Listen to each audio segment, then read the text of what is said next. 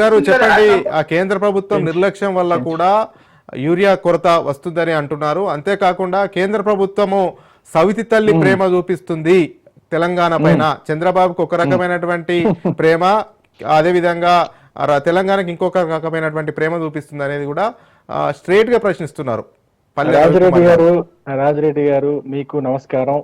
పల్లె రవికుమార్ గారికి, లింగం యాదవ్ గారికి కూడా ఒక నమస్కారం. ప్రజలందరికీ కూడా నమస్కారం. ప్రేక్షకులకు అందరికీ కూడా నమస్కారం. తెలంగాణ ప్రజలు గత 2-3 రోజులుగా లేదా ఒక వారం రోజులుగా ఈ తెలంగాణ రాష్ట్రంలో నడుస్తున్నటువంటి ఈ డ్రామా గురించి, ఈ రెండు పార్టీలు, కాంగ్రెస్ పార్టీ, బీఆర్ఎస్ పార్టీ, రెండు పార్టీలు చేస్తున్నటువంటి నాటకాల గురించి ఏమనుకుంటున్నారో వాళ్ళ మాటల్లో ఒక చిన్నగా చెప్తా. నేను ఒకసారి వినండి సార్ ప్లీజ్. ఏమనుకుంటున్నారు ఇప్పుడు మనం యూరియా గురించి కూడా సబ్జెక్ట్ ఏంటంటే యూరియా కొరత, తెలంగాణకు కేంద్ర ప్రభుత్వం ఇప్పుడు మొత్తానికి యూరియా గురించే మాట్లాడుతున్నాం, రైతుల గురించే మాట్లాడుతున్నాం. వాళ్ళు కూడా రైతుల గురించే వాళ్ళు మాట్లాడుతున్నారు, వీళ్ళు కూడా రైతుల గురించే మాట్లాడుతున్నారు. ప్రజలు ఏమనుకుంటున్నారు అంటే ఈ అమ్మాయి రెండు పార్టీలు కూడా దొంగ పార్టీలు, దొంగలు, దోపిడీదారులు, మోసగాళ్ళు, రౌడీగాళ్ళ లెక్క వ్యవహరిస్తున్నారు, గుండాల లెక్క వ్యవహరిస్తున్నారు.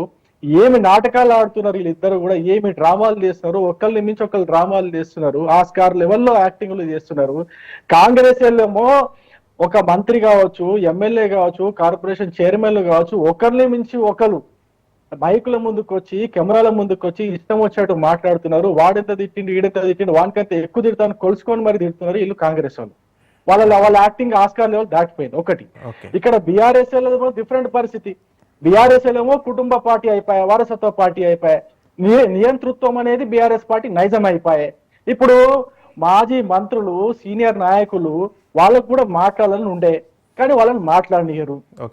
సబితా ఇంద్రారెడ్డి లాంటి సీనియర్ నాయకులు కూడా మైక్ల ముందుకు వచ్చి మాట్లాడే ధైర్యం చేస్తలేరు. ఎందుకంటే కేవలం కేటీఆర్, హరీష్ మాట్లాడాలా, వీళ్ళిద్దరు తప్పి ఎవరు మాట్లాడినా కూడా వాళ్ళ పరిస్థితి ఏ విధంగా ఉంటుందని భయం ఉన్నది. సొంత చెల్లె కవితనే మాట్లాడిస్తలేరు వాళ్ళు. అట్లా అని చెప్పేసి బీఆర్ఎస్ లో సీనియర్ నాయకులు ఎవరు మాట్లాడతలేరు. ఇదంతా పోనీ ఈ రెండు పార్టీలు ఇప్పుడు కేటీఆర్ ని ఏ విధంగా అయితే మాట్లాడిస్తున్నారో, కేటీఆర్ ఏ విధంగా అయితే పెద్ద పెద్ద స్పీచ్లు, గంట స్పీచ్లు ఇస్తున్నాడో, ఛాలెంజ్ చేస్తున్నాడో, వీళ్ళని కూడా చూస్తున్నారు. చూసి పోనీ వీళ్ళిద్దరు కలిసి నేను అదే చెప్తున్నా వీళ్ళిద్దరు కలిసి రైతులకు ఏమైనా మంచిగా చేసిరు అనుకుంటే, వాళ్ళ హయాంలో కూడా 9.5 సంవత్సరాల బీఆర్ఎస్ హయాంలో కూడా యూరియా కొరత ఉండే, విత్తనాల కొరత ఉండే, రకరకాల బాధలు పడ్డారు. కళ్ళాల దగ్గర, ధాన్యం దగ్గరనే అసలు గుండెబాలు చనిపోయిన రైతులు ఉన్నారు. దాదాపు రాజిరెడ్డి గారు బీఆర్ఎస్ హయాంలో 7,900 మంది రైతులు ఆత్మహత్యలు చేసుకొని చనిపోయినారు. పోనీ కాంగ్రెస్ వచ్చిన తర్వాత కాంగ్రెస్ హయాంలో ఏమైనా మంచి జరిగిందంటే, వీళ్ళ హయాంలో కూడా ఇథనాల కొడుతున్నది, కరెంటు కొడుతున్నది, నీటి కొడుతున్నది, యూరియా కొడుతున్నది. దాదాపు ఇప్పటికే 500 మంది రైతులు ఆత్మహత్యలు చేసుకున్నారు.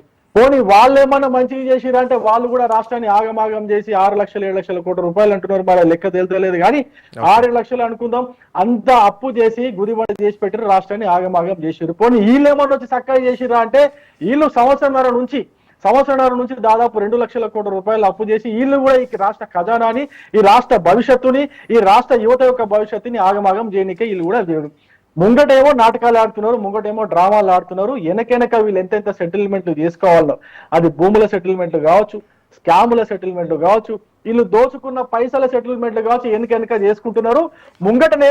ముంగటనేమో రైతుల పైన ప్రేమ నటిస్తూ ఇద్దరు కూడా డ్రామా రక్తి గట్టిస్తున్నారు.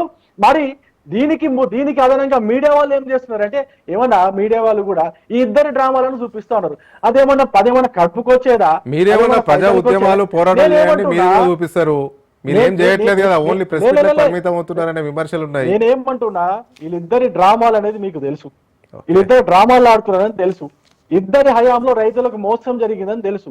ఏమండి, కేసీఆర్ గారు 9.5 సంవత్సరాల కాలంలో ఒక్క సంవత్సరం కూడా పంట బీమా పథకం కేంద్రం ప్రవేశపెడితే పంట బీమా పథకాన్ని అమలు చేయలే. అమలు చేస్తే ఎక్కడ మోడీ గారికి, బీజేపీకి పేరు వస్తుందని చెప్పేసి ఆయన అమలు చేయలే. ఎంతో మంది రైతులు గుండె పగిలి, పంట నష్టం అయిన తర్వాత గుండె పగిలి చచ్చిపోయిన రైతులు ఎంతో మంది ఉన్నారు. పోనీ ఈయన వచ్చిన తర్వాత నా పంట బీమా అమలు చేస్తాడు అనుకుంటే దానికి మీనమేషాలు లెక్కిస్తున్నాడు. వీలైతే ఫండ్ రిలీజ్ చేయాలో ఆ ఫండ్ రిలీజ్ చేసుకోకుండా ఆ పంట బీమాను మూలని పెట్టారు.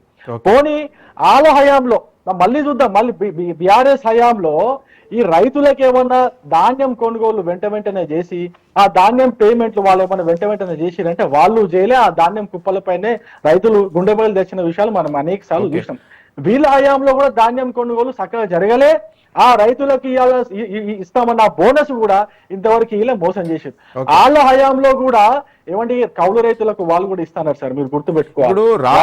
ప్రభుత్వం కూడా ఏమంటున్నా బ్రీఫ్ ఎందుకంటే టైం అయిపోతా ఉంది, బ్రీఫ్ గా చెప్పండి.